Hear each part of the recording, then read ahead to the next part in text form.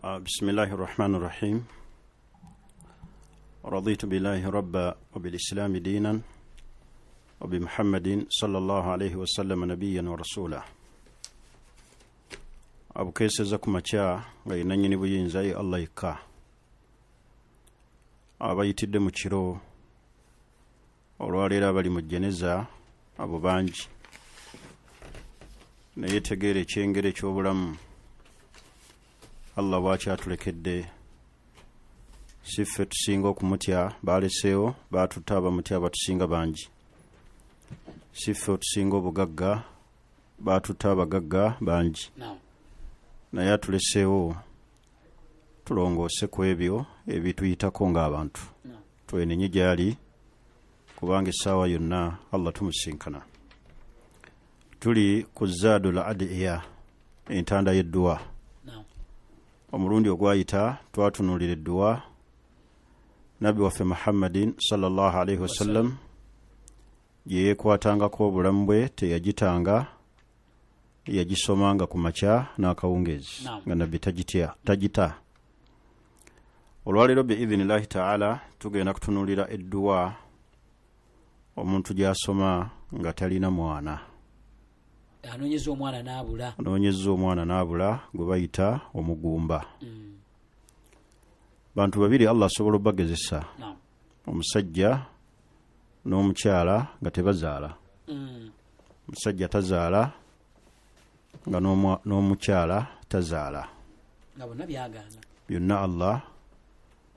nga teyabawa kuzaala naye obutaba na mwana ng'oli mugumba kyekimu ku bizibu omuntu byasanga mu nsi muno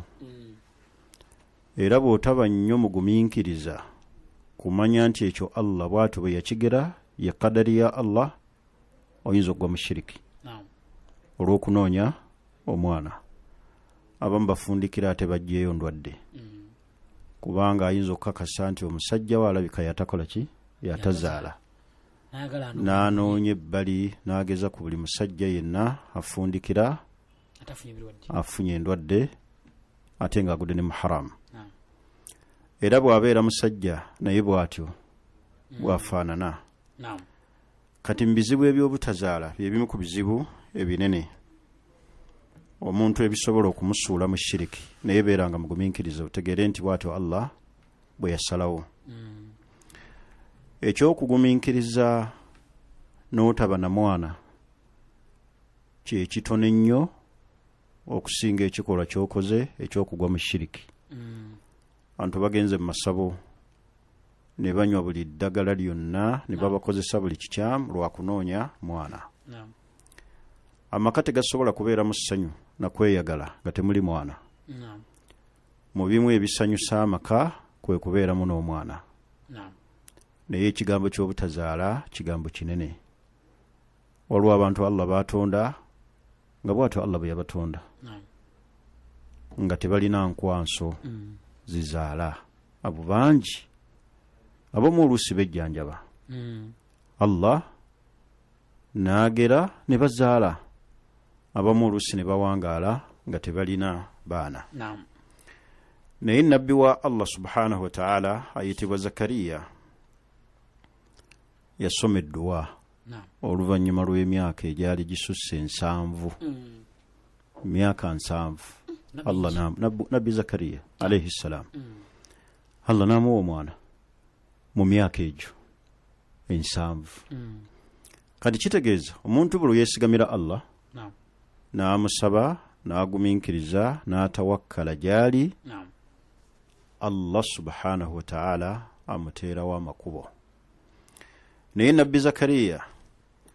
yasoma edduwa ate nga aya ya Qur'ani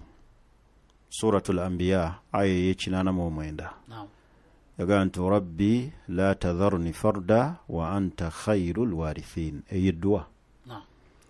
rabbi la tadharni fardan wa anta khayrul warithin amakulu etegeeza nti Allah wange tondeka bwannamunigina nga sirina mwana mazima gwasinga abasikisa bonna obulungi amakulu nkusaba kuba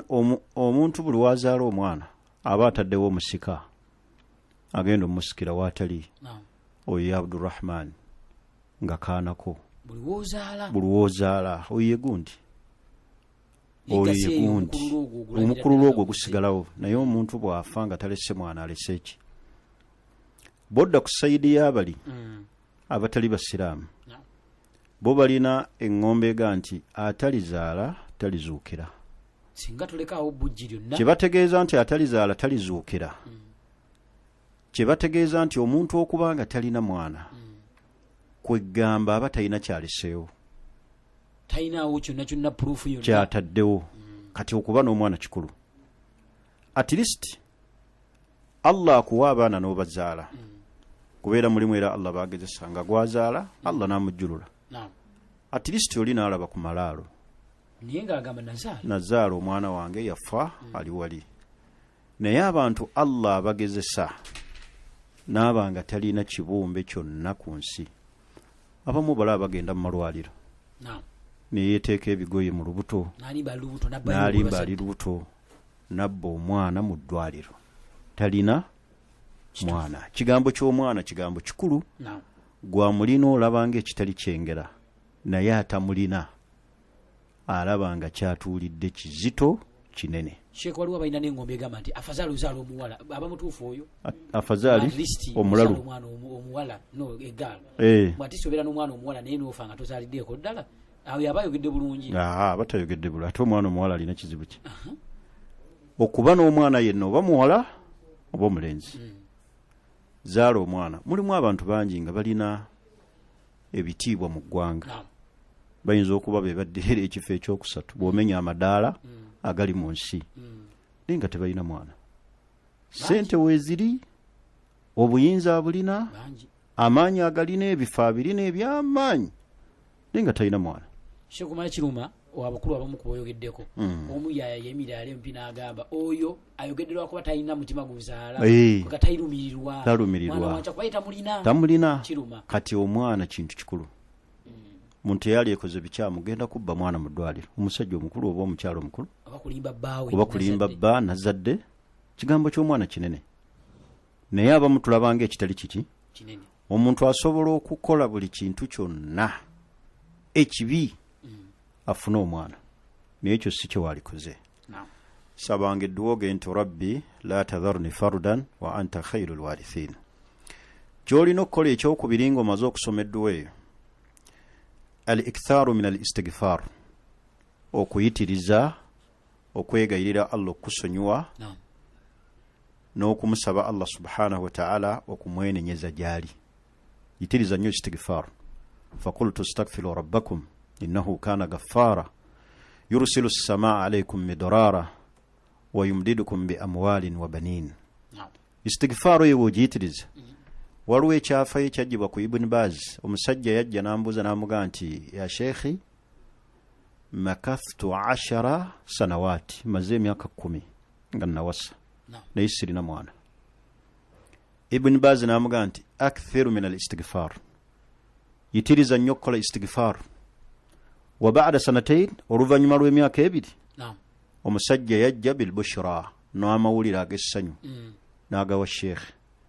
n'amugamba nti wulida li gulam nazadde omwana na 10 talina mwana naye yamuwa oluvannyuma lw'emyaka 2 n'amuwa amawulire nazadde omwana naye yamugamba ekigambo eki akthir min al-istighfar yitiriza okukola istighfar ekigambo ekimulaba kinene kizito astaghfirullah astaghfirullah astaghfirullah nga tonnagenda mu ssabo ekikutwala mu ssabo kiki teri zadde agabe ezzadde yoyo ayi Allah nsonyiwa ayinza okuba Allah olina kye wakola nagagwe sijja kuwa mwana lwakino n'akireeta nga kibonerezo kati woyitiriza istighfar Allah kusonyiwa Allah nsonyiwa tekitwala na budde omuntu okulaga obwetoowaze atadhallulu ila Allah obwetoowaze okulaga omutima nti yeenenyezza yeemenye eri omutonzi akola ebyo byonna asalawo obusazi abantu basuubira nti buli abeera mu nsonga z'obufumba azaala bantu bangi amazzi bagalina agabavaamu naye nga temuli kitonde mwana kigambo ky'omwana kikulu kikulu sigamba nti nze ndi w'amaanyi nnyo nzaala ekiro n'emiki abantu balina amaanyi naye tebalina baana katiitiriza okwogera edduwa ega nti rabbi la tadharni fardan wa anta khairu lwarithin edduwa eyo nabbi zakariya abooluganda yagisoma n'edduwa endala gy'oba oyongerako somanga ogaye nti rabbi habli min ladunka dhurriyatan tayyiba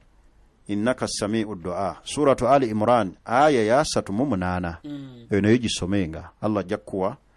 ezzadde ai allah peji 3 edduwa ezo kweziri ez'okubeera nti omuntu asaba allah n'amuwa ezzadde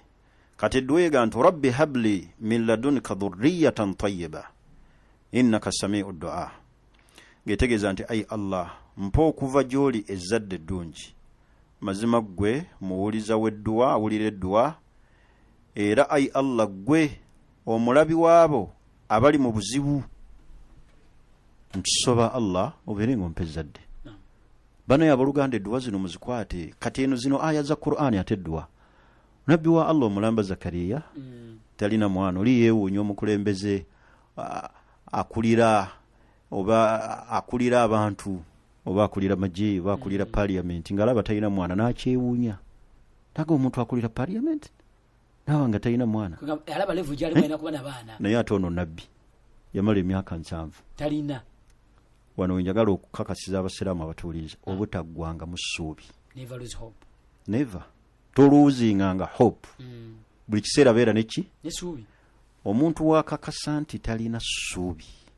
bw'omanya nga olunaku lw'ogenda okufa ng'omanyi nti enkyanfa